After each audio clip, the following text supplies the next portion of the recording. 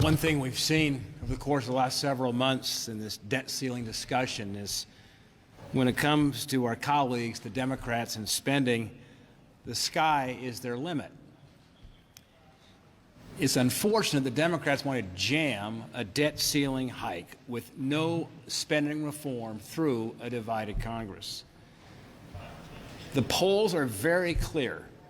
Supermajorities of the American people want to see restraints placed on future spending in exchange for lifting the debt ceiling. And I think President Biden and the White House were shocked.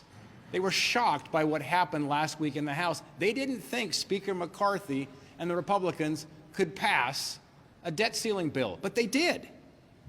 They passed a debt ceiling bill that had responsible reforms tied to it, dealing with the root cause of the problem, which is spending.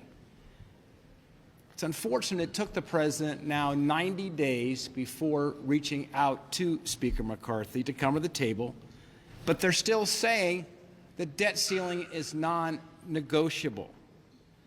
In fact, a White House official who refused to be named was quoted in Politico, in this article here, calling spending reform a ransom.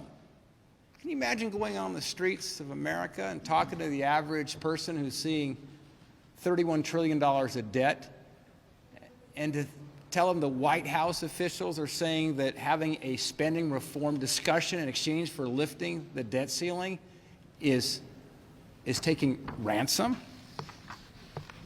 Biden and Senate Democrats need to get with the program and acknowledge something that Montanans already know.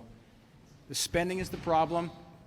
We shouldn't raise the debt ceiling without reining in, having some reforms in spending, reducing waste, lowering costs. That's a winning argument for the American people. To Senate Democrats, I say this. Saying that the president should not even sit down with Speaker McCarthy is not a sustainable position for the fiscal health of this country. Mr. President, it's time to get serious about responsible spending reform and to bring some fiscal sanity back to Washington, D.C. Leader McConnell. Good afternoon. What exactly